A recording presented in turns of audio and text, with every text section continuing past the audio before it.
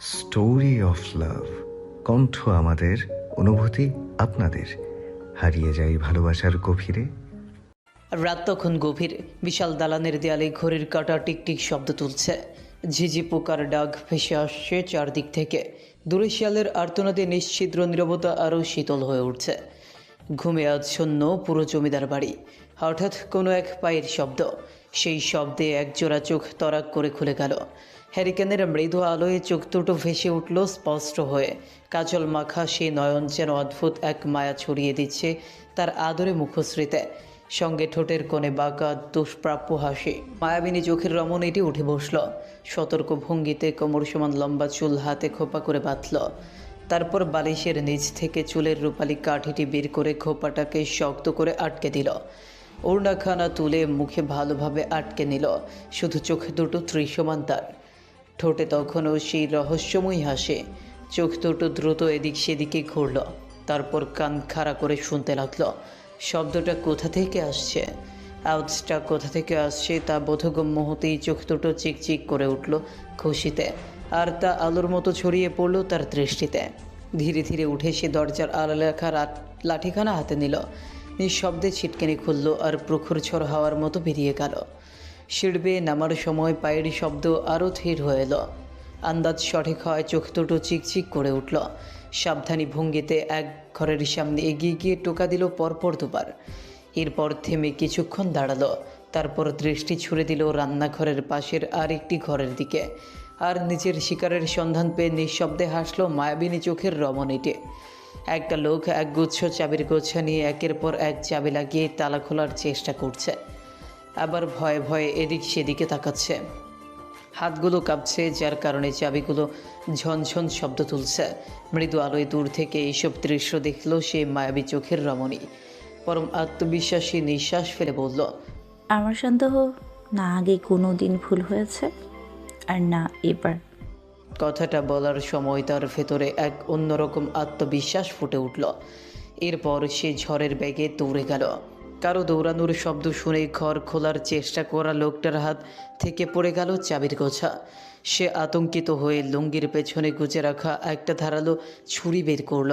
তা দেখে সে মায়াবী চোখের রমণী হেসে উঠল। এবার শব্দ করে দৌড়ে গিয়ে হঠাৎ পিঠে এক ঘা লাগিয়ে দিল লোকটার। লোকটাও আক্রমণ করতে চাইল, কিন্তু রমণী বারবার দৌড়ে এদিক ওদিক ছুটে বেড়াচ্ছে। লোকটা ভয় পেলেও রমণীকে দেখে মনে হচ্ছিল সে ভীষণ আনন্দিত আর বেশ মজা পাচ্ছে। লোকটা ছুরি হাতে আক্রমণ করতে এগোতেই রমণী পাশ ঘেঁষে আবার এক ঘা বসালো। লোকটা যন্ত্রণায় আর্তনাদ করে উঠল। ঠিক তখনই দরজা খুলে বেরিয়ে এলো এক বলিষ্ঠ পুরুষ। তবে সে হাঁটতে হাঁটতে এসে বসলো সিঁড়িতে। গালে হাত রেখে চুপচাপ দেখতে লাগলো দুজনের কাহিনী। জমিদার বাড়িতে ট্রিম লাইটের আলো নিভো নিভো হলেও সব কিছু স্পষ্ট দেখা যাচ্ছিল এক রমণী মনের আনন্দে এদিক সেদিকে ঘুরছে, আরেকজনকে ইচ্ছে মতো মারছে। লোকটা এবার রমণীর লাঠিটা ধরে ফেলল। এক হাতে লাঠি চেপে ধরে অন্য হাতে ছুরিটা চালাতে চাইল। তা দেখে সিঁড়িতে বসা বলিষ্ঠ পুরুষ দাঁড়িয়ে গেল, এগিয়ে আসতে চাইল, কিন্তু রমণী হাত বাড়িয়ে আটকে দিল। এমন দৃশ্য দেখে পুরুষটা দাঁড়িয়ে গেলেও ভেতরে ভেতরে ভীত হলো। তার চোখের দৃষ্টি বুঝিয়ে দিল রমণীটাই ভয়ঙ্কর। রমণী এবার লাঠিখানা ছেড়ে দিল। হঠাৎ একটু পিছিয়ে ঘুরে গিয়ে লোকটার গলায় এক ঘুষি বসালো। লোকটা এই অপ্রত্যাশিত আঘাতে দম বন্ধ হয়ে গেল যেন। মনে হলো তার গলার হাড় বোধহয় ভেঙেই গেল, শ্বাস নিতে পারছে না। সেই সুযোগে রমণী লোকটার হাত থেকে ছুরিটা একটানে কেড়ে নিয়ে তার হাতেই বসিয়ে দিল এক টান। লোকটা এক চিৎকারে পড়ে গেল। রমণী তৃপ্তির হাসি দিয়ে মাটিতে পড়ে যাওয়া লোকটার শরীরের স্পর্শকাতর জায়গায় এক লাথি মারল। লোকটা যন্ত্রণায় জোরে চিৎকার করে উঠল। সেই চিৎকারে জমিদার বাড়ি মুহূর্তেই আলোকিত হয়ে উঠল। হাঁকডাক করতে করতে সবাই নেমে এলো জমিদার বাড়ির উঠোনে। দৌড়ে এলো বাহিরে পাহারা দেওয়া লোকগুলো। এর মাঝে সেই বলিষ্ঠ পুরুষ এগিয়ে এসে এক হাতে শক্ত করে জড়িয়ে ধরল সেই মায়াবী চোখের রমণীকে। আর মুখে ফুটে উঠল তার গর্বিত হাসি। একে একে সবাই জিজ্ঞেস করে যাচ্ছে, কি হয়েছে এখানে? লতিফ মাটিতে পড়ে আছে কেন? রক্ত কেন? তখনই এক গম্ভীর লোকের ধমকে চুপ করে যায় সবাই। কি হয়েছে এখানে? তার কথাতেই মুহূর্তেই নীরবতা নেমে এলো। এখন যিনি কথা বললেন তিনি হলেন শান্তিপুর গ্রামের জমিদার সুলতান মির্জা সাহেব। গম্ভীর স্বভাবের মানুষ তিনি, খুবই রাগী, তবে সহজে রাগেন না। একবার রেগে গেলে সব কিছু নিজের রাগে ভস্ম করে দিতে পারেন। কিন্তু তিনি আবার খুব ভালো আর উদার মনের মানুষ। তার কাছে সাহায্য চাইতে আসলে কেউ খালি হাতে ফিরে যায় না। গরিব দুঃখীর পাশে দাঁড়ানো তার এক বড় গুণ। যাদের ভালোবাসেন তাদের জন্য তিনি জীবন দিতেও রাজি। তাকে শুধু তার পরিবারই নয়, পুরো শান্তিপুর গ্রামের মানুষ খুব ভালোবাসে ও সম্মান করে। আর এই ভালো মানসিকতায় অসহায়দের পাশে দাঁড়ানোর কারণেই হয়তো জীবনে অনেক ধাক্কা খাওয়ার পরেও আজ তিনি মাথা উঁচু করে দাঁড়িয়ে আছেন। জমিদার সুলতান মির্জার 2 সন্তান, এক পুত্র ও এক কন্যা। পুত্র শেহরান আবরার মির্জা এবং অতি আদরের কন্যা সূচনা তেজবিন হিয়া মির্জা। জমিদার মশাই এবার শান্ত চোখে তাকালেন সেই বলিষ্ঠ পুরুষের জড়িয়ে রাখা রমণীর দিকে। গম্ভীর ভঙ্গিতেই শীতল কণ্ঠে বললেন, আম্মাজান, এটা কি আপনার কাজ? তার কথাতেই বোঝা গেল ওই যে মুখ বাঁধা রমণীটি তিনি হচ্ছেন জমিদার কন্যা। রমণীটি ওপর নিচ মাথা নাড়লেন। জমিদার মশাইয়ের ঠোঁটের কোণে হালকা এক বাঁকা হাসি ফুটে উঠল, যা আস্তে আস্তে অট্ট হাসিতে পরিণত হলো। সেটা দেখে সবাই হতবাক হয়ে গেল।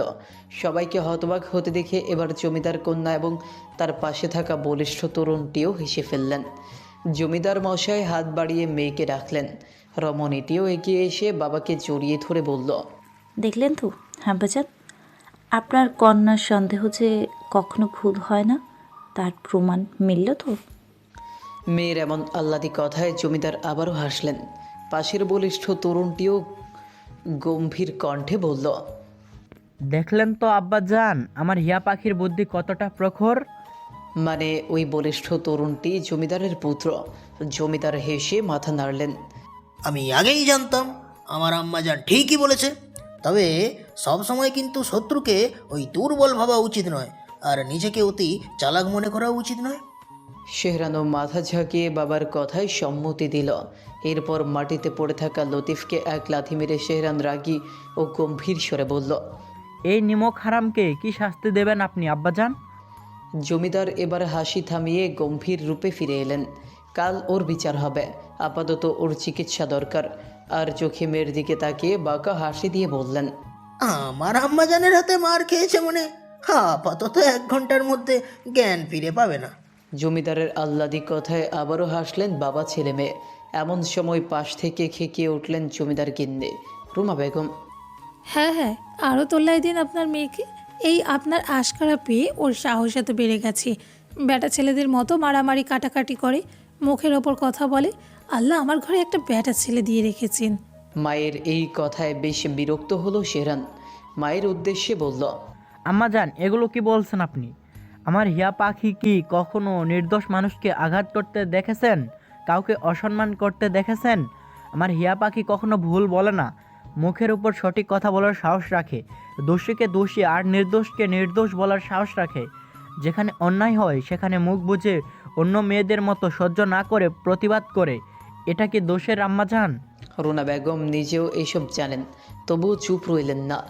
মেয়ে মানুষের এত মুখ চালানো ছেলেদের মতো মারামারি সাজে না। তাই তিনি হাত তুলে ছেলেকে থামিয়ে দিলেন। হয়েছে হয়েছে, থাম বাপ, আর বোনের হয়ে কথা বলতে হবে না। তোদের যা মন চায় কর, আমি কিছুই বলবো না। তোদের এই আশকারাই একদিন কাল হবে, দেখিস। রুনা বেগম এবার স্বামীর দিকে তাকিয়ে বললেন, মেয়েকে মারামারি শিখিয়ে খুব ভুল করেছেন আপনি। এই রাত বিরাতে ও যে একা বের হলো, আল্লাহ না করুন যদি লতিফ কিছু করতো বা ওর সাথে যদি অন্য কেউ থাকতো। জমিদার হাসি মুখে জবাব দিলেন, আহা গিন্নি, আরে সেই জন্যই তো আমার আম্মাজানকে ওই ছোট থেকে সব অস্ত্র চালানো আমি শিখিয়েছি। আমার আম্মাজান আত্মরক্ষা করতে জানে, শত্রুকে কিভাবে বিনাশ করতে হয় তাও জানে। আরও একা আসেনি, আসার আগে শেহরানকে নিয়েই এসেছে।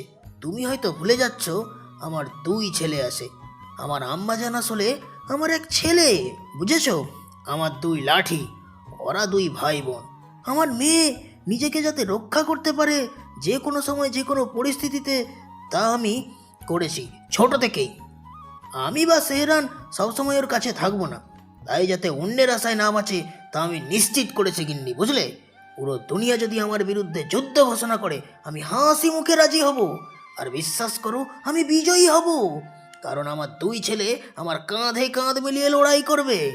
ওদের আমি সেইভাবেই তৈরি করেছি, বুঝলে? জমিদার মশাই আরও যোগ করলেন, এই যে বললে লতিফ কিছু করতো, তুমি জানো না গিন্নি, আমার আম্মাজান শুধু লতিফ নয়, তার সঙ্গে আরও 4-5 জন থাকলেও হার মানতো না, বরং ওদের অবস্থা হতো শোচনীয়, বুঝলে? আরে জমিদার সুলতান মির্জার 2 সন্তান কোনোদিনও হার মানতে শেখেনি, ওদের বাবা কোনোদিনও হার মানেনি, আর ওরাও মানবে না। Is that clear? Runa Begum কপাল চাপড়ে চাপড়ে চলে গেলেন। তিনি যেতেই আবার হাসি দিল সবাই। দুজন লোক এসে লতিফকে নিতে এগোলো। এক মহিলা মেঝেটা মুছে ফেললেন। জমিদার 2 হাতে ছেলে মেয়েকে নিয়ে চলে গেলেন সিঁড়ির বাদিকের ঘরে। ওখানে মূলত তাদের গোপন বৈঠক হয়। ঘরে ঢুকেই দরজা বন্ধ করে দিলেন জমিদার। দরজাটা আটকে ছেলের মুখের দিকে তাকালেন। শেহরান দেখতে বাবার প্রতিচ্ছবি, বেশ লম্বা আর বলিষ্ঠ শরীরের অধিকারী, গায়ের রং ফর্সা, চোখগুলো কিছুটা বড় আর গম্ভীর, হালকা বাদামি তার চোখের মণি, বড় বড় চোখের পাপড়ি, চোখে এক ধরনের ভিন্ন রকম মায়া, সরু নাক, চিকন ঠোঁট যা কিছুটা কালছে, কারণ সে আজকাল সিগারেট খায়। চুলগুলো খুব গোছানো, না বড় না ছোট, তাকে ভীষণ মানিয়েছে। মুখে চাপদাড়ি যা তার সৌন্দর্যকে বাড়িয়েছে, আরও তার মুখে অদ্ভুত এক মায়া আছে, যে কোনো রমণীর মন কাড়তে যথেষ্ট। শেহরানের মুখশ্রী দেখলে মনে হয় একবার তাকালেই যে কোনো রমণী প্রেমে পড়বে। ছেলের দিকে তাকিয়ে মৃদু হাসলেন জমিদার। এবার তাকালেন মেয়ের দিকে। মেয়ের মুখে এখন আর ওড়না বাঁধা নেই, সেটি গায়ে জড়িয়ে নিয়েছে। চুলগুলো এখন বাঁধন ছাড়া, হাসি মুখে বাবার দিকে তাকিয়ে আছে। জমিদার শান্ত চোখে তাকালেন মেয়ের দিকে। কাঁচা হলুদের ন্যায় গায়ের রং, লম্বা কালো ও ঘন চুল কোমর অবধি নেমে এসেছে, যেন এক পশলা কালো মেঘের হাতছানি। চোখগুলো খানিক ছোট, তবে খুব মায়াবী, বড় বড় ঘন পাপড়ি, মনি কুচকুচে কালো। ওই চোখে তাকালেই কেউ থমকে যায়, আবার কারো অন্তর পর্যন্ত কেঁপে ওঠে। ধনুকের মতো সরু নাক, মসৃণ গোলাপি ঠোঁটের নিচে ছোট্ট একটা কালো তিল, যা তার সৌন্দর্যকে 1000 গুণ বাড়িয়ে দিয়েছে। হাসলে 2 গালে একটু গর্ত হয়, যা তাকে আরও মিষ্টি আর স্নিগ্ধ করে তোলে। মেয়েকে হাসতে দেখে জমিদারের চোখের কোণে জল আসে। তিনি মনে মনে উচ্চারণ করলেন, মাশাল্লাহ মাশাল্লাহ মাশাল্লাহ। তার চোখের পানির কারণ মেয়েটি যে তার মায়ের প্রতিচ্ছবি, সেই জন্যই তিনি মেয়েকে আম্মা জান বলে ডাকেন। জমিদারদের 4 ভাইয়ের মধ্যে প্রথম কন্যা সন্তান হওয়ায় তার নাম রাখা হয় সূচনা, যার অর্থ সরু। তবে সে নাম ধরে তেমন কেউ ডাকে না, সবাই তাকে এক নামে ডাকে অভ্যস্ত, তা হলো হিয়া। তার সম্পূর্ণ নাম সূচনা তেজবিন হিয়া। সূচনা অর্থ শুরু বা আরম্ভ, তেজবিন অর্থ উজ্জ্বল অলংকার বা সৌন্দর্যের তৃপ্তি, হিয়া অর্থ হৃদয় বা মন। সবাই হিয়াকে খুব ভালোবাসেন, তাই তারা সবাই হিয়া বলেই ডাকে। জমিদার মশাই 2 ছেলে মেয়েকে জড়িয়ে ধরলেন। তারাও বাবার আদর পেয়ে বিড়াল ছানার মতো লেপ্টে রইল। দুজনের মাথায় চুমু খেয়ে জমিদার বললেন, অনেক রাত হয়েছে, এখন তোমরা ঘুমাতে যাও, সকালেই তো আমার আম্মাজানের কলেজ আছে, তাই না? হিয়া মাথা নেড়ে সম্মতি জানালো। তারপর শেহরানের দিকে তাকিয়ে বললেন, তোমারও তো গঞ্জে যেতে হবে সেহরান। শেহরানও মাথা নেড়ে জবাব দিল। তারপর আরও কিছু কথা বলে সবাই নিজ নিজ কামরায় চলে গেল। তারা শেহরান দরজায় খিল দিয়ে বিছানায় শুয়ে চোখ বন্ধ করল। হিয়াও নিজের ঘরে এসে দরজা আটকে শুয়ে পড়ল। কিছুক্ষণ এদিক ওদিক করেও ঘুম এলো না, তাই সে উঠে হারিকেনের আলো বাড়ালো। জমিদার বাড়িতে বিদ্যুতের ব্যবস্থা থাকা সত্ত্বেও হিয়া রাতে নিজের ঘরে হারিকেন জ্বালাতে ভীষণ ভালোবাসে। হারিকেনটা রেখে একটি উপন্যাসের বই বের করে পড়তে শুরু করলো হিয়া। তার মুখে মৃদু হাসি ফুটে উঠল। খুব মনোযোগ দিয়ে পড়ছিল সে। চোখগুলো বারবার এদিক সেদিকে যাচ্ছিল, দেখতে বড়ই আদরে লাগছিল তাকে। এক সময় বইয়ের পাশে মাথা রেখে পড়তে পড়তেই ঘুমিয়ে গেল। হিয়ার ঘুম ভাঙল ফজরের আজানের ধ্বনিতে। কি সুন্দর সেই সুর! হুজুর নিষ্ঠা ভরে ডাকছিলেন আল্লাহু আকবার। পৃথিবীর সমস্ত শব্দযন্ত্রকে হার মানায় এই ধ্বনি। আজানটা মন দিয়ে শুনল হিয়া, মনে মনে উত্তর দিল আজানের। আজান 5 বার হলেও তার সুর সবসময় মনকে প্রশান্ত করে। ফজর আজানের সময় পরিবেশ থাকে শান্ত, মনে হয় কেউ একজন আজানের মাধ্যমে জানিয়ে দিচ্ছে আল্লাহ তার সমস্ত বান্দাকে ডাকছেন, তারই শরণাপন্ন হয়ে যাবতীয় চাওয়া পাওয়ার আকাঙ্ক্ষা জানাতে। কেন আমাদের এই সুন্দর ভুবনে পাঠানো হয়েছে সেটি মনে করাতেই এই আজান আজান শেষ হতেই হিয়া উঠে গেল কলের পাড়ে, উজু করে জায়নামাজে দাঁড়ালো। নিজের রবকে স্মরণ করে তাকে খুশি করার চেষ্টা করলো। নামাজ শেষ করে অনেকক্ষণ তাসবিহ পড়ল হিয়া, তারপর কোরআন নিয়ে মধুর কণ্ঠে পাঠ করতে লাগলো। কিছুক্ষণ পরে কোরআনটিকে জায়গা মতো রেখে জায়নামাজে গুছিয়ে রাখলো। ঘরের জানলা খুলে দিল, সাথে সাথেই শীতল শান্তির বাতাস এসে লাগলো হিয়ার চোখে মুখে। হিয়া চোখ বন্ধ করে দিল সেই নির্মল বাতাসে। এই বাতাস তার ভীষণ প্রিয়। চোখ খুলে আশেপাশে তাকালো, তারপরে নিচে নেমে রান্নাঘরে গেল। আল্লাহর নাম জপ করতে করতে জমিদার গিন্নি রোনা বেগম রান্না করছিলেন, তাকে সাহায্য করছেন কাজের লোকেরা। তাকে দেখে হেসে উঠল হিয়া। রান্নাঘরে যেতেই রোনা বেগম আল্লাহর নাম জপতে জপতেই চা বাড়িয়ে দিলেন হিয়ার দিকে। হিয়া হাসি মুখে মাকে জড়িয়ে ধরল, কপালে একটি চুমু দিয়ে চা নিয়ে বেরিয়ে এলো। চা খেয়ে কাপ ধুয়ে রেখে দিল, তারপর বাড়ি থেকে বেরিয়ে গেল। কিছু দূর যেতেই একজোড়া পায়ের শব্দ পেল হিয়া, তা দেখে হেসে বলল, আজ এত দেরি যে শুই। শব্দটা থেমে গেল। পাশ ফিরে তাকালো হিয়া, দেখলো মুখ কালো করে দাঁড়িয়ে আছে এক রমণী, চোখ পিটপিট করে তাকিয়ে আছে হিয়ার দিকে। হিয়া হেসে তাকালো। মেয়েটির দুধে আলতা গায়ের রং, চোখগুলো টানা টানা, সরু নাক আর একেবারে রক্ত জবার মতো ঠোঁট, চুলগুলো কোমর ছুঁই ছুঁই। হিয়া এগিয়ে এসে তার গালে হাত রেখে বলল, কই নূর পাখি, কি হলো তোর সই? হিয়ার হাত সরিয়ে দিয়ে মেয়েটি বলল, যা শর্ত, তুই সবসময় এমন করিস কেন? বলি একটুখানি না বোঝার ভান করলে কি হতো? আমি যতই আসতে আসি তবুও বুঝে যাস ভালো লাগে না। হিয়া হেসে নূরের গাল টেনে বলল, আচ্ছা আমাকে ক্ষমা করে দে, আর এমন করবো না সই। এখন থেকে সত্যি বুঝবো না, একেবারেই বুঝবো না, কেমন? নূর হেসে উঠল। তারপর হঠাৎ নূর হিয়ার দিকে তাকিয়ে বাঁকা হাসি দিল। হিয়াও হাসল। এরপর হঠাৎ করেই দুজন একসাথে দৌড় দিল আমবাগানের দিকে। এইটা ছিল তাদের ছোটবেলার অভ্যাস। নূর আর হিয়া দুজন সই সেই ছোটবেলা থেকে। জমিদার মশাইয়ের অতি প্রিয় বন্ধু মনির রহমানের একমাত্র কন্যা মেহজাবিন রহমান নূর। এর পেছনে অবশ্য একটা সুন্দর গল্প আছে। যখন হিয়া জানতে পারল মনির রহমান তার বাবার বন্ধু, তখন ছোট্ট হিয়া কোমরে হাত দিয়ে বলেছিল, এই আপনি তো আব্বাজানের সখা, তাহলে আমার সই কই? হ্যাঁ, আপনি আমার আব্বাজানের সখা, তাই আপনি আপনার মেয়ে এনে দিন, আমি তাকে সই বানাবো। সেদিন বসার ঘরে সবাই হেসে লুটুপুটি খেয়েছিল হিয়ার এমন কথায়। সেদিনই প্রথম শান্তিপুরে এসেছিলেন মনির রহমান আর তার পরিবার। মনির রহমান সেদিন নূরের হাত হিয়ার হাতে দিয়ে বলেছিলেন, এই নেন আম্মাজান আপনার সই। সেই দিন হিয়া অনেক খুশি হয়েছিল, কারণ এখন তারও বাবার মতো বন্ধু আছে। সেদিন হিয়া সবাইকে ডেকে ডেকে বলেছিল, এটা আমার নূর পাখি, আমার সই। সেই দিনের বন্ধুত্ব আজও অটুট। অন্য সব বন্ধুরা ঝগড়া মারামারি করলেও হিয়া আর নূর কখনো ঝগড়া তো দূরের কথা, কথা কাটাকাটিও করেনি। হিয়া ও নূর দৌড়ে এসে আমবাগানের মাঝে যে পুকুর আছে সে পুকুর পাড়ে যায়। গিয়েই তাদের পা জোড়া থেমে যায়। পুকুর পাড়ের সিঁড়িতে একটা চিঠির খাম, সাথে কিছু শিউলি ফুল, কিছু বেলি ফুল, কিছু ঘাস ফুল আর একটা কামিনী ফুল। সবগুলোই প্রায় হিয়ার পছন্দের ফুল।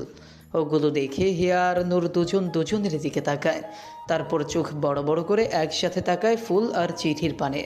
তারপর আশেপাশে তাকিয়ে এক দৌড়ে চলে যায় চিঠির কাছে।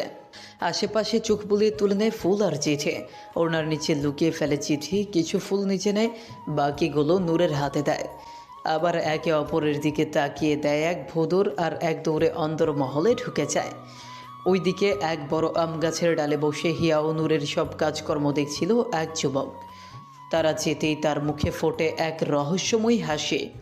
তারপর সে এক লাফে নেমে যায় আম গাছ থেকে, শীষ বাজাতে বাজাতে এগিয়ে যায় বাগানের শেষের দিকে। তারপর দেয়াল টপকে চলে যায় কোথাও।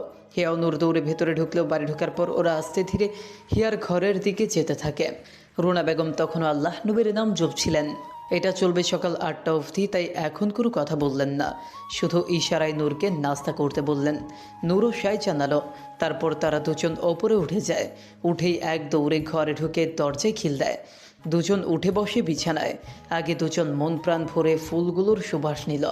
এরপর দুজনেই চিত হয়ে শুয়ে পড়ল বিছানায়। তারপর একে অপরের দিকে ফিরে হেসে উঠল।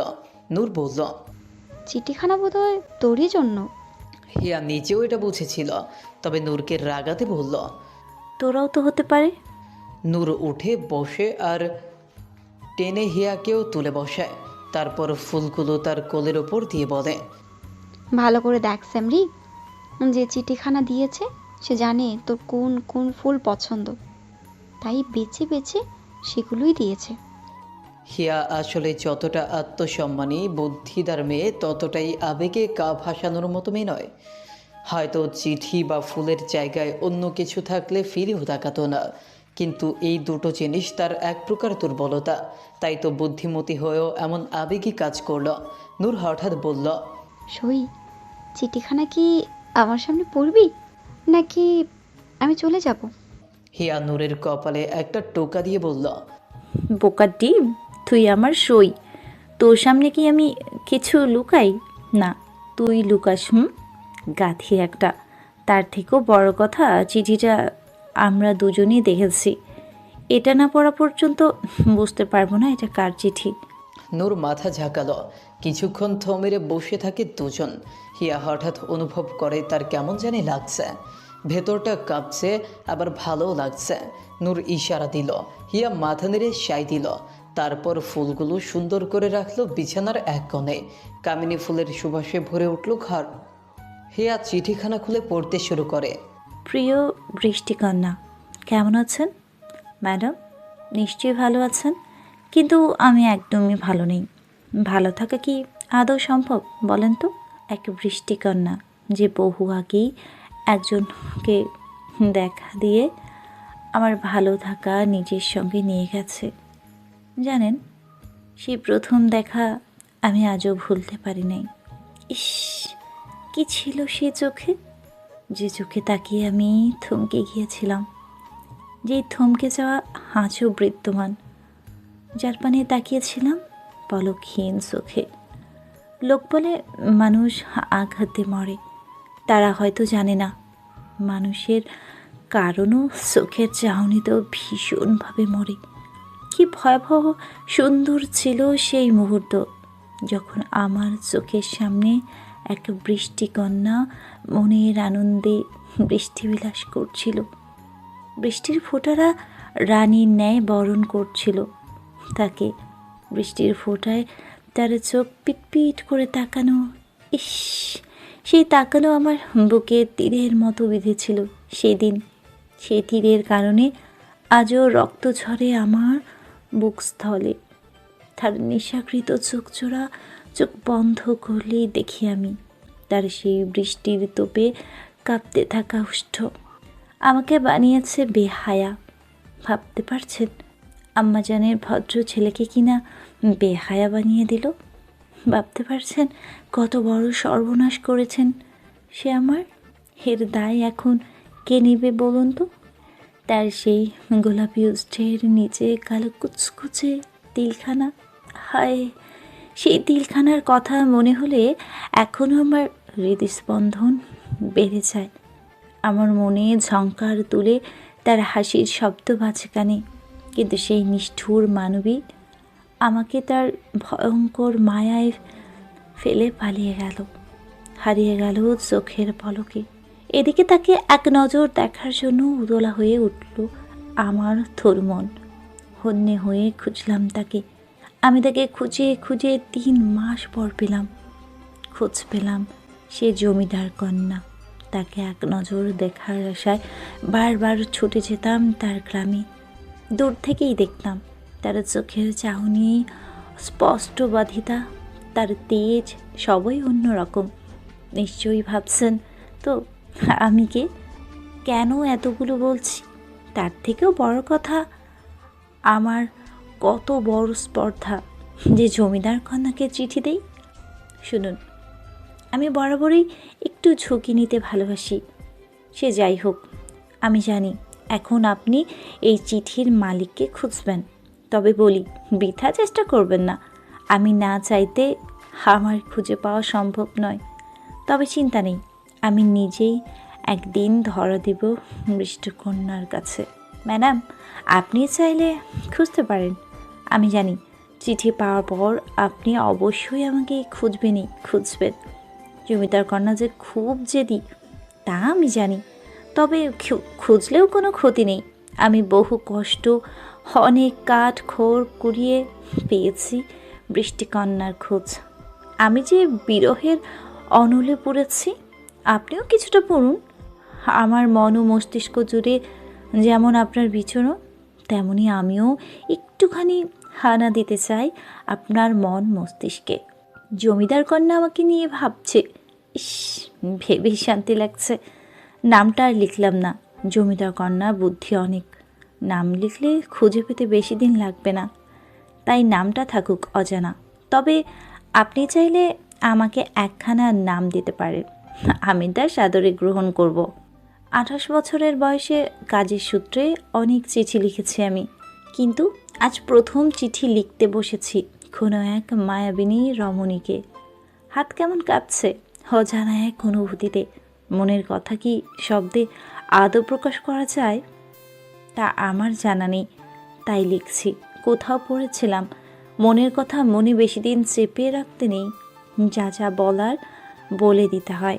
তাই আমি কিছু অনুভূতি প্রকাশ করলাম। আচ্ছা, আপনার কি কখনো গভীর রাতে ঘুম ভেঙে গেছে? কাউকে দেখা তীব্র বাসনা জেগেছে? আমার জাগে। আপনি কি কখনো মানুষের ভিড়ের মাঝে একজোড়া চোখ খুঁজছেন? আমি খুঁজি। হঠাৎ করে কারো কথা মনে হলে আপনার ঠোঁটের কোণে কি হাসি ফুটে ওঠে? আমার ফোটে যতবার আপনার কথা মনে হয়। ইস, যদি আপনাকে বোঝাতে পারতাম সেই অনুভূতি কেমন। চিন্তা করবেন না, এমন সুন্দর মিষ্টি অনুভূতির সঙ্গে আমি পরিচয় করাবো আপনাকে, কথা দিচ্ছি। আপনার ফুল অনেক প্রিয়, তাই এই ফুলগুলো আপনাকে দিলাম। এটিকে কি বলে জানেন? ফুলকে ফুল দেয়া। শুনুন, একটি আবদার করি, রাখবেন? রাখবেন না জানি, তাও বলি, এই ফুলগুলো যত্ন করে রাখবেন। যেদিন দেখা হবে সেদিন কিন্তু চাইব ভালো থাকবেন, আমার ধ্বংসকারিণী। আজ তবে এই পর্যন্ত থাক, বাকি কথা অন্য চিঠিতে জানাবো। অপেক্ষায় থাকবেন কিন্তু। ইতি এক অসুস্থ মানব, যার ঔষধি কেবল ওই বৃষ্টিকন্যা। চিঠিখানা পড়ার পর হিয়া কেমন থমকে গেল, নিঃশ্বাস কেমন ভারী হয়ে উঠল। সে অনুভব করলো তার বুকটা কেমন ধরফর করছে, হাত পা কাঁপছে, কেমন অসাড় লাগছে। ওইদিকে নূর বুকের ওপর হাত দিয়ে ধপ করে শুয়ে হিয়ার পানে তাকিয়ে বলল, ও হিয়া পাখি রে, তুই কোন দিন বৃষ্টিবিলাস করতে গিয়ে মানুষের সর্বনাশ করে আসছিস রে? হিয়াও চুপ করে শুয়ে পড়ল, তবে মুখে কোনো কথা নেই। ওই চিঠিওয়ালা যে বলল অনুভূতি নাকি শব্দে প্রকাশ করা যায় না, তবে সে কি জানে তার কিছু শব্দগুচ্ছ এক দুঃসাহসী নারীকে কাবু করে ফেলেছে? যেই নারী ছেলেদের সাথে মারামারি করতে গিয়েও ভয় পায় না, সে আজ কাঁপছে কয়েকটা শব্দ পড়ে। তার দায় কে নিবে? নূর আরও কিছুক্ষণ নিজের মতো বকবক করলো, কোনো সাড়া না পেয়ে তাকালো হিয়ার দিকে। দেখে চিঠি বুকে নিয়ে এক মনে তাকিয়ে আছে ওপরের দিকে। নূর এক ধাক্কা দিয়ে বলল, এই সই, বল না কিছু, তোর কেমন লাগলো? আমার সইকে যে কেউ এতটা চায়, তার মায়ায় মরেছে এত গভীরভাবে, আগে জানতাম না তো। হিয়া কিছু বলে না, শুধু নূরের হাতটা চেপে ধরে নিজের বুকে রাখে। নূর তা দেখে কাঁপড়ে যায়, কিন্তু পর মুহূর্তেই হেসে কানের কাছে বলে, সে যে বলুক, তুই নাকি তার সর্বনাশ করেছিস। এখন তো আমি দেখছি সেই অচেনা অজানা নামহীন চিঠির মালিক আমার সহির চরম সর্বনাশ করেছে কিছু শব্দের দ্বারা। হিয়া নূরের পানে চেয়ে বলে, চিঠির উপরে কে নূর পাখি, যে এত সুন্দর করে মনের কথা লিখতে পারে? না জানি সে কত সুন্দর যত্ন করে ভালোবাসতে জানে। নূর হেসে বলে, শেষ গো শেষ। এই সেমরে একখান চিঠি পড়ে এক অচেনা অজানা সামরার প্রেমে পড়ল। হিয়া হঠাৎ উঠে বসে বলে, প্রেম নয় সই, আমি যে তার লেখা শব্দগুলো খুঁজে পেয়েছি গভীর মায়া ঝরানো ভালোবাসা। তার কথার ভাঁজে বুঝেছি সে এক অদ্ভুত মায়ায় মনের কোণে বেঁধেছে আমায়।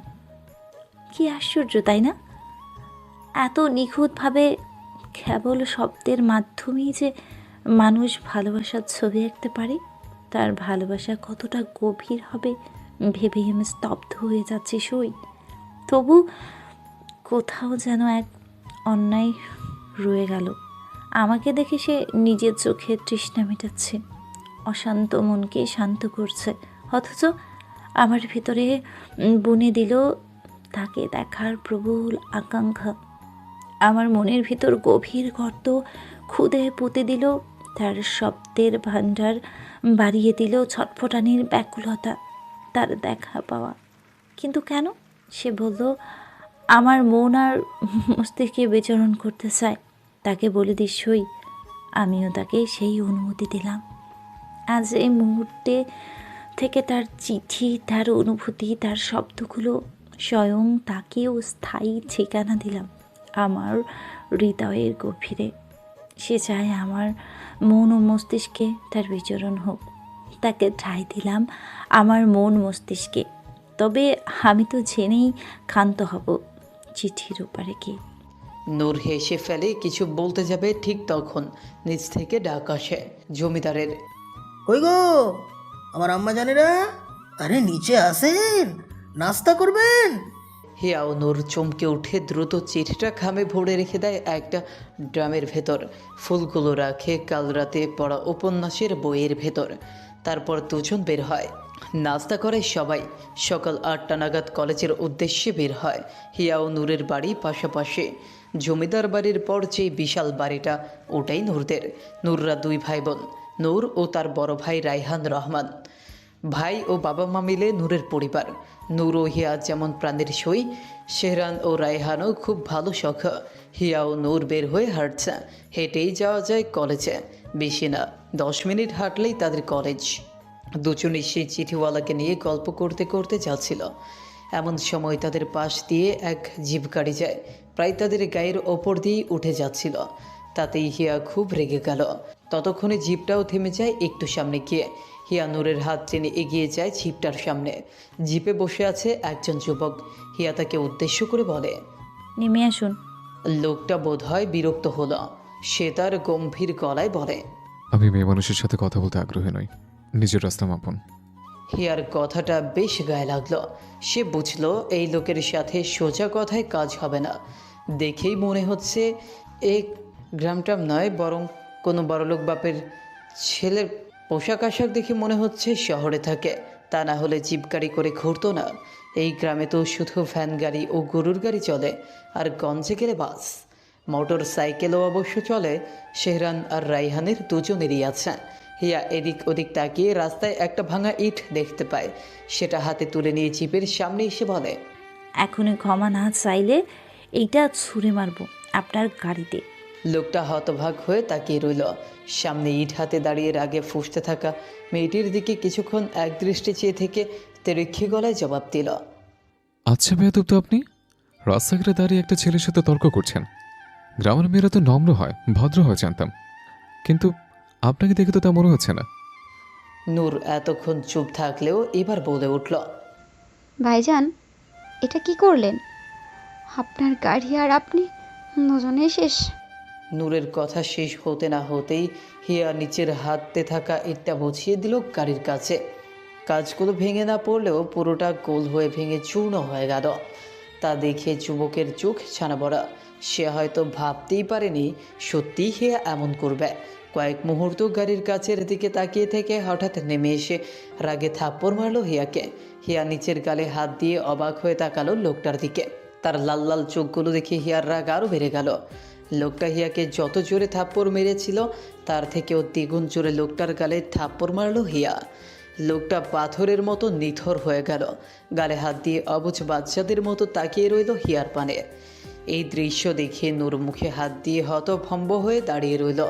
হিয়া আঙুল তুলে বলল, আপনার সাহস হলো কি করে আমার গায়ে হাত তোলার? যেখানে আমার আব্বাজান ভাইজান কোনো দিন ফুলের টোকাও দেয়নি আমাকে, সেখানে আপনি আমাকে মারলেন। কি আপনি ভেবেছিলেন গ্রামের মেয়ে বলে আমি চুপ করে সহ্য করব? শুনে রাখুন, গুমরামুখ অসভ্য বিয়ারালো আমি সূচনা তাজবিন মির্জা হিয়া। নিজের বর ছাড়া কাউকে ভয় পাই না আর পরোয়া করি। আপনার ওই গরুর মতো চোখ দেখিয়েও আমি ভয় পাই না, বুঝলেন? বাপের টাকা আছে বলে যা খুশি করবেন আর আমরা মেনে নেব, এই ভ্রান্ত ধারণা আজই ভেঙে ফেলো। একটু আগে আমরা আর একটুর জন্য আপনার গাড়ির নিচে চাপা পড়তে পারতাম, আর মরলে তার দায় আপনি নিতেন? গ্রামের মেয়েরা সহজ সরল হয়, তাই বলে ওদের উপর অন্যায় করলে মুখ বুঝে সহ্য করবে না। আমরা নারী, আল্লাহ স্বয়ং আমাদের সম্মান দিয়েছেন, আমাদের স্থান রেখেছেন মর্যাদার চূড়ায়। ভুলে যেন না, আমাদের গর্ভে এই পৃথিবীর প্রতিটি প্রাণীর সূচনা। আমরা নারী হৃদয়ে স্নেহে আলো নিয়ে বাঁচি, আবার অন্যায় দেখলে সব ধ্বংস করারও ক্ষমতা রাখি। আমরা নারী মায়ার মতো কোমল হতে পারি, আবার আগুনের মতো দহনও জ্বালাতে পারি। নারী যেমন শান্ত হওয়ার মতো স্নিগ্ধ, তেমনই সব কিছু তছনছ করে দেওয়ার ঝড়ও বটে। তারপর নিচের ব্যাগ থেকে কিছু টাকা বের করে লোকটার হাতে গুজে দিয়ে বলল, আশা করি এতে আপনার গাড়ি ক্ষতিপূরণ হয়ে যাবে। যদি না হয় তবে জমিদার বাড়িতে গিয়ে নিয়ে আসবেন। চল নূর। বলে নূরের হাত ধরে দ্রুত চলে গেল হিয়া। ওইদিকে সেই গম্ভীর লোকটা এক হাতে নিচের গালে হাত দিয়ে একবার হিয়ার যাওয়ার দিকে তাকাচ্ছে, তো একবার হাতে গুজে দেওয়ার টাকার দিকে। এক হাত গালে ধরে কেমন আশ্চর্যের গণ্ডি পেরিয়ে হতচকিত হয়ে দাঁড়িয়ে থাকে সেই গোমরামুখ লোকটা। এক দৃষ্টিতে তাকিয়ে আছে হিয়া আর নূরের যাওয়ার পানে। হঠাৎ হাতের দিকে নজর পড়তেই টাকাগুলো তুমড়ে মুচড়ে পাঞ্জাবের পকেটে গুঁজে দিল। হিয়ার যাওয়ার পানে তাকিয়ে রাগে তাতে তাঁত চেপে বলল, এমপি অনন্ত চৌধুরীর প্রেমকে থাপ্পড় মারা, তার চোখের সামনে তার জিপে ইট মারা, সাথে এতগুলো কটু কথা শোনানোর দুঃসাহস করেছো তুমি। মেয়ে হেলবি রাডি, সব কিছুর হিসেব আমি প্রেম পাই নেব।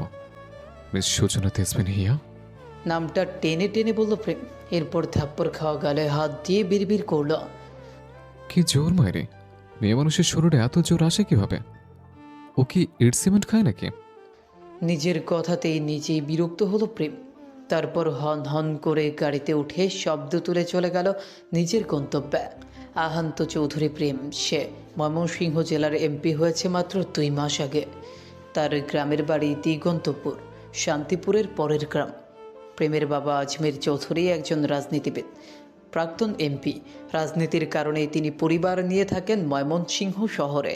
প্রেমরা 3 ভাই বোন, সবার বড় আহান্ত চৌধুরী প্রেম। গম্ভীর ও বদমেজাজি একজন মানুষ।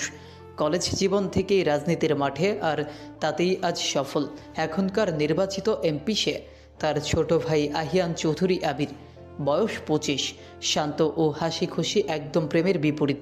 সেও রাজনীতির সাথে জড়িত, তবে এখনও অনার্সের 3য় বর্ষে পড়ছে। তাদের একমাত্র বোন লামিয়া চৌধুরী নামে, বয়স 19, কলেজে পড়ে। আজ অনেকদিন পর প্রেম গ্রামে ফিরছে, কারণ তার দাদি খুব অসুস্থ, তাকে দেখতে চেয়েছে। প্রেমের সাথে অবশ্য আরও 2 জন ছিল, মিহির আর অন্তু। তারা প্রেমের প্রাণের বন্ধু। প্রেমের জন্য তারা প্রাণ দিতে রাজি, আবার তার খাতিরে কারো প্রাণ নিতে হলেও 2 বার ভাববে না।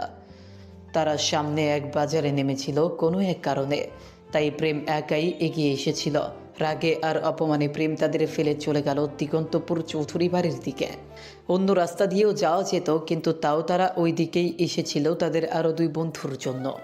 প্রেম জানে সে চলে গেলেও ওরা ঠিকই আসবে, কিন্তু এখন তার রাগটা কমানো জরুরি। তাই আগে বাড়ির দিকে ছুটল।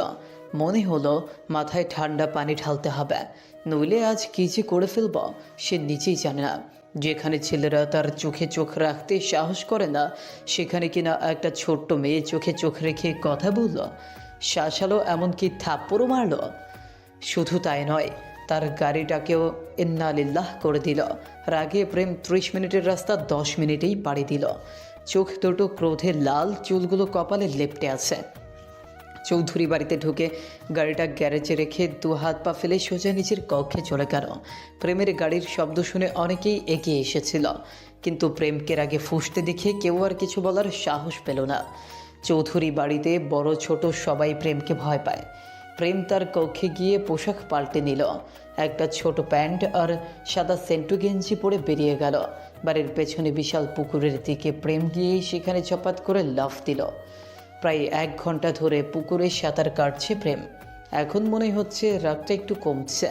হঠাৎ এমন সময় প্রেমের মতোই ছোট প্যান্ট আর সেন্টু গেঞ্জি পরে একের পর এক ঠাস করে 4টা পুরুষ লাফ দিল পুকুরে। ওরাই প্রেমের 4 বন্ধু। ওদের এইভাবে লাফ দিতে দেখে প্রেম ভ্রুকুটি করে কপাল কুঁচকাল, বিরক্তির সাথে বলল, তোরা বাদর, এটা আমি জানি। এইভাবে বাদরের মতো লাফালাফি করে জানাতে হবে না। প্রেমের কথায় সেই 4 পুরুষ হা হা হো হো করে হেসে দিল। তাদের ভাবখানা এমন যেন প্রেম ওদের অপমান নয় বরং প্রশংসাই করেছে। ওদের হাসাহাসিতে প্রেম বিরক্ত হয়ে আবার সাঁতার কাটতে লাগলো। এমন সময় অন্তু বলল, শুনলাম কে জানি একটা অতি সুন্দরী রমণীর হাতে মার খেলো। অন্তুর কথায় প্রেম থেমে যায় আর অন্তুর দিকে রাগী চোখে তাকায়। প্রেমের রাগী চাহনি দেখে অন্তু ডুব দিয়ে পানিতে ঢুকে গেল। এমন সময় মিহির বলল, ভাবা যায় এমপি আহান্ত চৌধুরী প্রেমকে থাপ্পড় মারে, আবার নাকি তার গাড়িও। এতটুকুই বলতে মিহিরের চোখ পড়ে প্রেমের দিকে। প্রেমকে দেখে সেও ডুব দিয়ে পানিতে নেমে যায়। এমন সময় বাকি দুজনের মধ্যে একজন বলে উঠল, আমার গ্রামে কোনো রমণীর এত সাহস যে তোমাকে মারবে। প্রেম এবার ভীষণ রেগে যায়। এতক্ষণ যে রাগ ঠান্ডা হয়েছিল এরা আবার উস্কে দিল। প্রেম বাকি আরেকজনকে উদ্দেশ্য করে বলল, রায়হান, এটা কাজ করতো। রায়হান ভ্রু কুচকে বলল, কি কাজ? প্রেম রহস্যময় হাসি দিয়ে বলল, তুই শেহরানকে একটু ধরে রাখ, আমি আসার আগ পর্যন্ত। এই কথা শোনার সাথে সাথেই শেহরান ডুব দিয়ে পানিতে নামে। তা দেখে রায়হান ও প্রেম হেসে দেয়। ওরা যেই 2 বন্ধুর জন্য শান্তি পড়ে দাঁড়িয়েছিল তারা আর কেউ নয়, শেহরান আর রায়হান। অন্তু মিহির যখন ওদের নিয়ে আসতে গেল তখন কিছু লোক দূর থেকে প্রেমকে সুরক্ষা দিচ্ছিল। তারাই মূলত গাড়ি ভাঙা আর হিয়ার থাপ্পড় মারার কথাটা জানিয়েছে। তারা সব শুনে নিয়েছে। তা শুনে অন্তু, মিহির, শেহরান ও রায়হান মোটরসাইকেল করে দ্রুত চলে আসে চৌধুরী বাড়ি এসে জানে প্রেম পুকুর পাড়ে এসেছে। ব্যাস, তারা বুঝে গেছে কেন এসেছে, তাই তারাও চলে এসেছে প্রেমকে সঙ্গ দিতে। সবাই মিলে বেশ কিছুক্ষণ সাঁতার কাটছে, গল্প করছে। এমন সময় এক বৃদ্ধা মহিলার লাঠি নিয়ে ঠক ঠক শব্দ তুলে পুকুর পাড়ে এলেন। বয়সের কারণে শরীরের চামড়াগুলো কুঁচকে গেছে, কিন্তু এখনও গায়ের রং বেশ ফর্সা। কোমরে ব্যথা, তাই খানিকটা কুঁজো হয়ে হাঁটেন। তবুও বয়স যেন তার সৌন্দর্যে ভাটা ফেলতে পারেনি। সাদা চুলগুলো কোমর ছাড়ায়, ভ্রুগুলো সবসময় কুঁচকে রাখেন। বয়সকালে যে তিনি 1000 পুরুষের রাতের ঘুম কেড়ে নিয়েছেন তা তাকালেই বোঝা যায়। বয়সের কারণে কেবল চামড়া কুঁচকেছে, সৌন্দর্য কমেনি। পুকুর পাড়ে এসে চোখের ওপর হাত রাখলেন রোদ থেকে বাঁচতে, আর পরক্ষণেই বললেন, এই সামরা, এই তোগর কি কোনো কাণ্ডজ্ঞান নাই? একটা দামড়া ছাড়া সবগুলো একই রকম ছোট পোলা পাইনের লাহান পুষ্করিতে ঝাপ্পাঝাপি করতাছস কেন? এই বান্দরের দল, উঠ কইলাম উঠ। একটা বুইরা দামড়া হইয়া যাইতেছস, তাও হাঙ্গা করার নাম নাই। তোরা জানোস তোগো দাদা তোগো বয়সে 2 বাচ্চার বাপ আছিল, আর এই 5 বেডারে দেহ যেই বয়সে নিজের চাউল রেস ডাবরাইয়া পুষ্করিতে ডুবা তুলবো, এমন বয়সে হেরাই পুষ্করিতে বাচ্চা পালার মতো জাফাজাফি করতেছে। উঠ বান্দরের দল উঠ। প্রেম, শেহরান, রায়হান, অন্তু, মিহির সবাই মেটে মেটে হাসছে, কারণ ওরা এইসব শুনে অভ্যস্ত, তাই এখন হাসি সামলাতে পারছে না। যিনি বকাঝকা করছেন তিনি আর কেউ নন, হাতিমুন্নেসা চৌধুরী, প্রেমের দাদি চান। তিনি সবসময় ওদের বিয়ে নিয়ে বলেন, কেন বিয়ে করে না, বিয়ে কবে করবে, বাচ্চার বাপ কবে হবে, এইসব নিয়েই তার চিন্তার শেষ নেই। হঠাৎ শেহরান বলে উঠল, দাদি যান, আপনি যে আমাদের হাঙ্গা করাইতে চান, আগে তো বিয়ে করতে হবে, তারপর না হাঙ্গা। দাদি চান খেকিয়ে উঠলেন, চুপ কর মুখ পুরা। তোগো বিয়া হাঙ্গা কোনোটা হইব না। তোগো মতো ভেড়া ছাগল বাদরকে কেউ বিয়া করতো না। সারাক্ষণ তোদের এই কাম হেই কাম, কয়দিন পর পর উদাও হইয়া যাস। তোগো বউ টিকবো না দেখিস, তোরা বিয়ার পরও উদাও হবি, আর তোগো বউরা পর পুরুষের লগে বৈজ্ঞা যাইব। দাদি চানের কথায় সবাই হাসি আটকে একে অন্যের দিকে তাকাচ্ছে, কারণ দাদি চানের কথা শুনে হাসলেই তিনি বেজায় খেপে যান। তখন লাঠি নিয়ে তেড়ে আসেন। একবার তো সবার পিঠে কখা মেরেই শান্ত হন। হঠাৎ অন্তু মুখ ছোট করে বলল, দাদিজান, আপনি কি আমাদের অভিশাপ দিচ্ছেন? দাদিজান অন্তুর দিকে তাকিয়ে মনে মনে ভাবলেন, হয়তো বেশি বলে ফেলেছেন। ওরা কষ্ট পেয়েছে, কিন্তু তারই বা করার কি? তিনি তো চান এর বিয়ে করে সংসারী হোক। গলা খাকারে দিয়ে আঙুল তুলে বললেন, অভিশাপ না, তোর 5 মাস সময় দিলাম, এর মধ্যে সবগুলো বিয়া কইরা ঘরে বউ তুলবি। যদি না তুলস তবে আমি নিজে বিয়ের পর তোগো সবগুলার বউরে অন্য বেডাগোর লগে ভইঙ্গা দিব। মনে রাখিস, সময় মাত্র 5 মাস। বিয়ে তো দূর, একখান পীড়িত করতে পারলো না গরু গুলাইন। এই তোগো শরম লাগে না? বিয়া তো দূরে, একদিনে একখানা পীড়িত করবার পারলি না 5 বেড়া। দাদির কথা শুনেই সবাই একসাথে বলে উঠল। দাদিজান, দাদিজান বললেন, হ, ঠিক কইছি। এখনই এই বান্দরের লাহান চাপাচাপি বন্ধ কইরা উঠ হক গলে। সেই কোন সময় আইসোস, খাস নাই। উইঠা জামা কাপড় পিন্দা এই সবাই একলগে খামো। বলে আবার ঠক ঠক শব্দ তুলে চলে যাচ্ছিলেন। প্রেম হঠাৎ বলে উঠল, দাদিজান, আপনি না অসুস্থ? আমাকে তো দ্রুত আসতে বললেন। আপনি নাকি আমাকে দেখতে চেয়েছিলেন? দাদিজান একটু ঘাবড়ে গেলেন, কিন্তু প্রেমকে বুঝতে না দিয়ে উল্টো ঝাড়ি দিয়ে বললেন, এই সামরে, কি কইবার চাইছস তুই? আমি তোর সামনে বালা সুস্থ খাড়াই আছি, তোর ভাল লাগে নাই? তুই কি চাস আমি বিছানায় স্যাগা হইয়া থাকি, নাকি চাস আমি মরি? একেবারে দাদা ডাল লাহান হইছে, আমার ভালা ওগো ভালা লাগে না। প্রেম বলল, আহা দাদিজান, আমি তো তা বলিনি। দাদিজান প্রেমকে থামিয়ে বললেন, বুঝবার পাইলাম, তুইও চাস আমি অসুস্থ হইয়া বিছানায় পইরা থাকি। এক্কেরে দাদা গুলানের লাহান হইছে, খালি চায় আমি মরি। প্রেম অবাক হয়ে বলল, আরে দাদিজান, সামান্য কথাকে কোথায় থেকে কোথায় নিয়ে যাচ্ছেন? দাদি লাঠি তুলে বললেন, আর একখান কথা কইলে তরে আমি এই দিয়া পিঠামু। প্রেম হেসে বলল, আচ্ছা, কিছু বলবো না, আপনি যান, আমরা আসছি। দাদিজান সবাইকে একবার রাগী চোখে দেখে চলে গেলেন। দাদিজান প্রস্থান করতেই সবাই হেসে উঠল। মেহির বলল, দাদিজান কিন্তু ঠিকই বলেছেন। বাকি চারজন মেহিরের দিকে তাকালো। মেহির একটু ভেবে বলল, আমাদের বয়স হচ্ছে, বিয়ে এক্ষুনি করতে হবে। তা না হলে বউ পরে অন্য ব্যাটার লগে ভাইগা যাবে। আর ভাইগা না গেলেও দাদি যে ভাইঙ্গাই দিবে, এতে আমার বিন্দু মাত্র সন্দেহ নাই। তাই আমি দাদিজানের কথা মতো 5 মাসের ভেতরেই বিয়ে করব, এই সিদ্ধান্তে আমি অটল। সবাই এবার মেহিরের দিকে তাকালো। মেহির পুকুর থেকে উঠতে উঠতে বলল, বিয়ে করব 5 মাসের মধ্যে, পাত্রী দেখ। মেহিরের কথায় সবাই হেসে দিল। মেহির সবাইকে হাসতে দেখে আবার ঝাঁপ দিল পানিতে। বলল, মেয়ে না খুঁজলে তোদের বিয়ে ভাঙতে দিব আমি। প্রেম এসে মেহিরের কাঁধে হাত দিয়ে বলল, তোর পাত্র তো আছে, ওই যে জোরনের মা আছে না, উনি হয়তো রাজি হবেন। তার আবার স্বামী মারা গেছে বহুদিন। একদিন বলছিল তোকে তার মনে ধরেছে। চল চল, তোর বিয়ে আজই দেব। প্রেমের কথায় সবাই হা হা হে হে হে করে হেসে উঠল। মেহির ঝাঁকুনি মেরে প্রেমের হাত ফেলে দিয়ে রাগে গজগজ করতে করতে উঠে গেল। যাবার আগে বলল, তোর মতো বন্ধু আমার শত্রু না হোক, যে তোর জোয়ান তরতাজা ফ্রেশ বন্ধুকে এক বাচ্চার মা চাচির বয়সী মহিলার সাথে বিয়ে দিতে চায়। ধিক্কার জানাই, ধিক্কার। তার কথায় আবার সবাই হেসে উঠল। প্রেম সবাইকে উঠতে বলে উঠল। অন্তুও গেল পেছনে পেছনে। এমন সময় রাইহান এসে বলল, শেহরান, ওই মেয়ে দুটো নূর আর ইহা নয় তো? শেহরান বাঁকা হেসে তাকালো রাইহানের দিকে, তারপর বলল, আমাদের গ্রামে আর কোনো মেয়ের এতটা সাহস আছে বলে তোর মনে হয়? রাইহান হেসে বলল, তুই আমাদের এমপিকে বলবি না এটা? শেহরান নাবাচকভাবে মাথা নেড়ে বলল, না, কাল বা পরশু প্রেম ও বাকিরা যখন আমাদের বাড়ি আসবে তখন না হয় দুজনকে সামনে বসিয়ে ঝামেলাটা মীমাংসা করে নেব। রাইহানও সায় দিল। তারপর তারা উঠে গেল পোশাক পাল্টাতে। পোশাক পাল্টে সবাই গিয়ে বসলো চৌধুরী বাড়ির রাজকীয় বসার ঘরে, যেখানে এক বিশাল খাবার টেবিল, একসাথে 30 থেকে 35 জন মানুষ অনায়াসে বসে খেতে পারে। সকলেই খাবার টেবিলে বসেছে। খাবার টেবিলে বসেছে হরেক রকম খাবারের মেলা, হবেই না কেন? কতদিন পর ঘরের ছেলে ঘরে ফিরেছে। অবশ্য আয়োজনটা শুধু প্রেমের জন্য নয়। প্রেম, শেহরান, মিহির, অন্তু, রায়হান সকলের জন্যই এই আয়োজন। প্রেম যখন আসে তখন ওরাও আসে।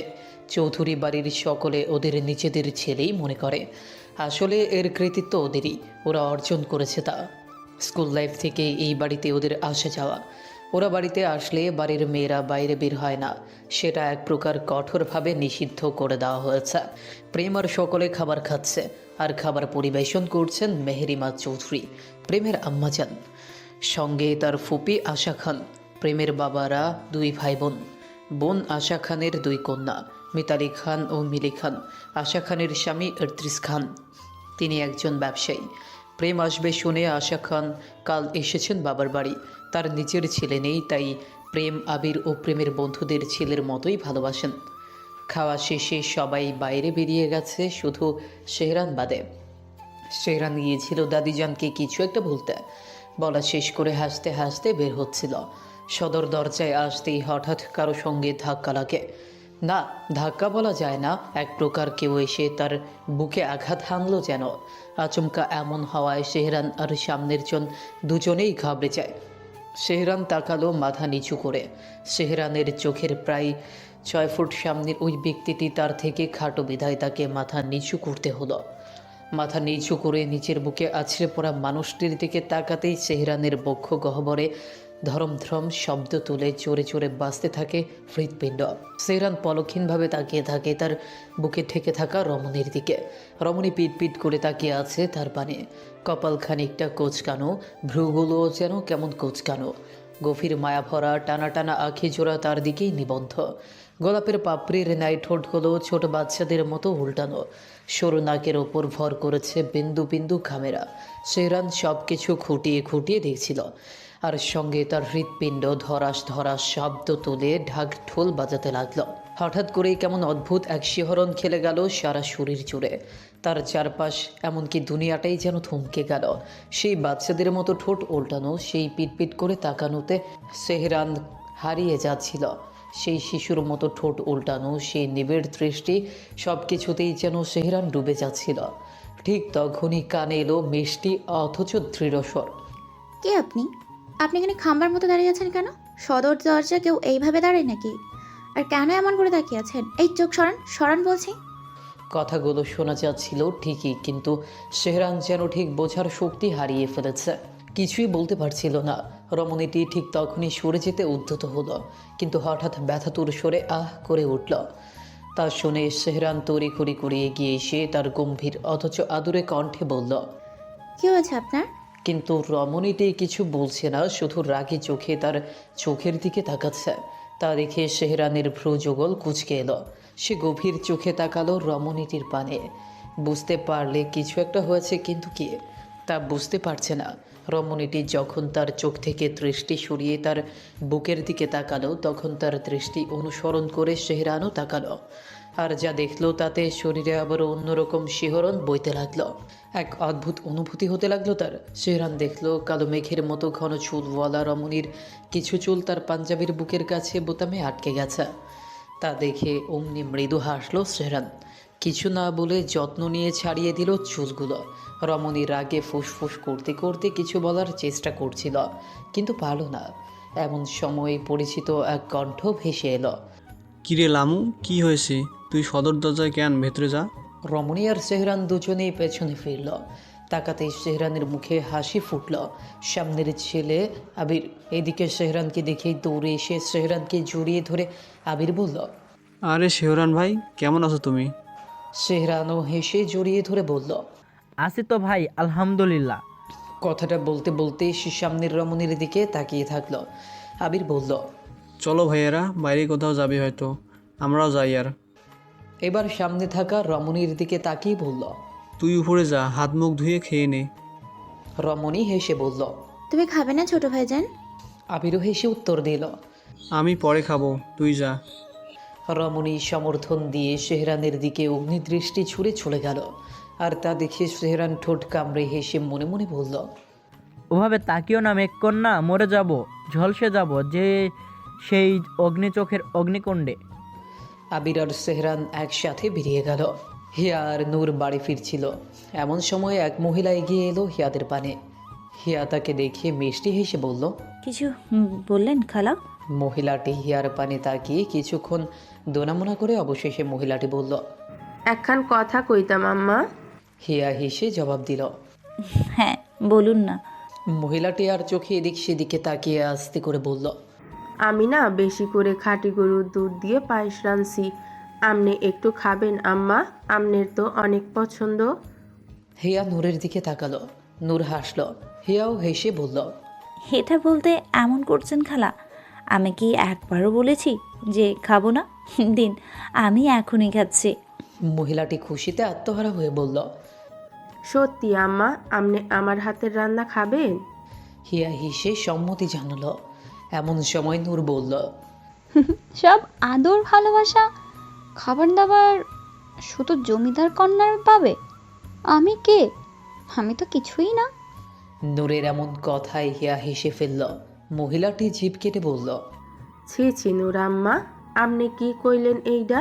আমি আপনাগো দুইজনরেই খাওয়াইতে চাই। আসলে অনেকক্ষণ দইরা দাঁড়ায় আছি, কখন আপনারা আইবেন হ্যাঁ আশায়। নূর হাসল। এই গ্রামের সবাই নূর আর হিয়াকে ভীষণ ভালোবাসে, আর ভালোবাসবেই বা না কেন। কার কি লাগবে, কার কি নেই, কার কি প্রয়োজন, এইসব কিছুর দায়িত্ব যেন তারা নিজেদের কাঁধে তুলে নিয়েছে। এই যে মহিলাটা, তিনি আগে ভিক্ষা করতেন। হিয়া তার আব্বাজানকে বলে কাজের ব্যবস্থা করে দিয়েছে। নূর তার বাবাকে বলে ওই মহিলার ভাঙা বাড়িটা ঠিক করে দিয়েছে। এমন অগণিত মানুষের দুঃখ ঘুচিয়েছে এই দুই নারী। মহিলাটি আবার আর চোখে তাকিয়ে বলল। আম্মারা, এইটা তো রাস্তা, আমার লগে একটু আহেন, একটু বসে খাইলে আমার খুব ভাল লাগতো। হিয়ার নূর সাই জানালো। মহিলার পিছু পিছু গিয়ে দেখলো একটা ছনের ছাউনি দেওয়া ঘর, মেঝেতে একটা মাদুর বিছানো। সেখানে বসিয়ে দিল দুজনকে। তারপর দুটি বাটিতে দুধ করে পায়েস আর কল থেকে আনা ঠান্ডা পানি দিল। হিয়াও নূর খেলো। খাওয়া শেষে বলল। অনেক মজা হয়েছে খালা। মহিলাটি তৃপ্তির হাসি দিল। মনে মনে বলল। এদের দেখে কে বলবে বড় লোকের মেয়ে কি সুন্দর করে গরিব দুঃখীদের সাথে হাসি হাসি করে কথা কয়, মনে কোনো হিংসা নাই, গরিব ধনীর ভেদাভেদ নাই। হিয়া আর নূরের দিকে ভালো করে তাকালো মহিলাটে। দুজনের পরনেই কালো বোরখা, মুখ দুটো বের করেছে শুধু খাওয়ার জন্য। রোদে মুখ লাল হয়ে উঠেছে, তবুও কত সুন্দর লাগছে। ইস, কারো যেন নজর না লাগে। হঠাৎ মহিলাটি এগিয়ে এসে হিয়া আর নূরের হাত ধরল। দুজনেই চমকে উঠল। মহিলাটি তড়িঘড়ি করে হিয়া আর নূরের বাম হাতের করে আঙ্গুলে হালকা কামড় দিয়ে একটু থুতু ফেলে বলল। কারো নজর না লাগুক আমার আম্মাগো উপরে। নূর আর হিয়া একে অপরের দিকে তাকিয়ে হেসে ফেলল। হিয়া বলল। তাহলে এখন আসি খালা। মহিলাটি সম্মতি দিল। নূর আর হিয়া বেরিয়ে গেল। বাড়ির উদ্দেশ্যে যাবার আগে দুজনেই মুখখানা ঢেকে নিল। হাঁটতে হাঁটতে গল্প করছিল। এমন সময় এক ছোট্ট ছেলে দৌড়ে এসে দাঁড়িয়ে হাঁপাচ্ছিল। হিয়া তৎক্ষণাৎ ব্যাগ থেকে পানির বোতল বের করে দিল। ছেলেটি পানি খেয়ে হেসে বলল। আপা, আপনি মেলা ভালা। হিয়া ছেলেটার চুল গুছিয়ে দিয়ে বলল। তাই? ছেলেটি মিষ্টি করে হাসল। নূরও হেসে বলল। কিরে, এত দৌড়াই কই যাইতেছিলি? পড়ে গেলে তো ব্যথা পাইতি। ছেলেটি নূরের দিকে তাকিয়ে বলল। আপা, আপনি না খালি আম্মার নাহাল কথা কয়েন। নূর হেসে তার গাল টেনে দিল। হঠাৎ ছেলেটি এদিক ওদিক আর চোখে তাকিয়ে আস্তে করে বলল। আপা, আপনার জন্য একটা জিনিস আনছি, কিন্তু আগে কথা দেন জিনিসটা দেওয়ার পর আমাকে কিছু জিগাইবেন না। হিয়ার নূর একে অপরের দিকে তাকালো। নূর বলল। কি জিনিস? আগে তো দেখ। ছেলেটি জামার নিচ থেকে একটা চিঠির খাম আর একটা বেলি ফুলের মালা বের করে হিয়ার হাতে দিল। বলল। এটা আপনার আপা, কিন্তু কে দিছে আমি কইতে পারম না। যে দিছে তিনি কইছে, এটা পড়লেই বুঝবেন কে। হিয়ার নূর আবারও একে অপরের দিকে তাকালো। কিছুটা আন্দাজ করলেও কিছু বলল না। চিঠিটা হাতে নিয়ে হিয়া বলল। আমরা একটা কাজ করতে পারি। ছেলেটি হাসল। অবশ্যই, কন কি কাম? হিয়া হাসল। তাকে বলে দিস তার দেখা একবার পেলে তার খবর আছে। জমিদার কন্যাকে তার দহনে পোড়ানোর সুখ খুব বাজে ভাবে নেব। ছেলেটি অবুঝের মতো বলল। আপনি তাকে মারবেন আপা? ছেলেটার দুঃখী মুখে দেখে নূর হেসে দিল। হিয়াও হাসল, বলল। মারবো তো বটেই, তবে সেই মার তার গায়ে লাগবে না, লাগবে তার বক্ষস্থলে। খুব অন্যায় করছে সে আমার সাথে। ছেলেটি অবুঝের মতো তাকিয়ে থাকলো। হিয়া বলল। পারবে এটা বলতে? ছেলেটি হাসল। আচ্ছা কইমু। হিয়া তার ব্যাগ থেকে একটা চিপসের প্যাকেট বের করে ছেলেটিকে দিল। ছেলেটি সেটা নিয়ে দৌড়ে চলে গেল। হিয়া আর নূর আবার হাঁটা শুরু করলো। নূর বলল। চিঠিওয়ালা? হিয়া হেসে ফেলল। তারা বাড়ি পৌঁছলো। তখন দুপুর। হিয়া বাড়ি ফিরে গোসল করে জোহরের নামাজ পড়ে নিল। খাওয়া শেষ করে নিজের ঘরে এলো। এমন সময় নূর এলো। হিয়া হেসে বলল। দরজাখানা আটকে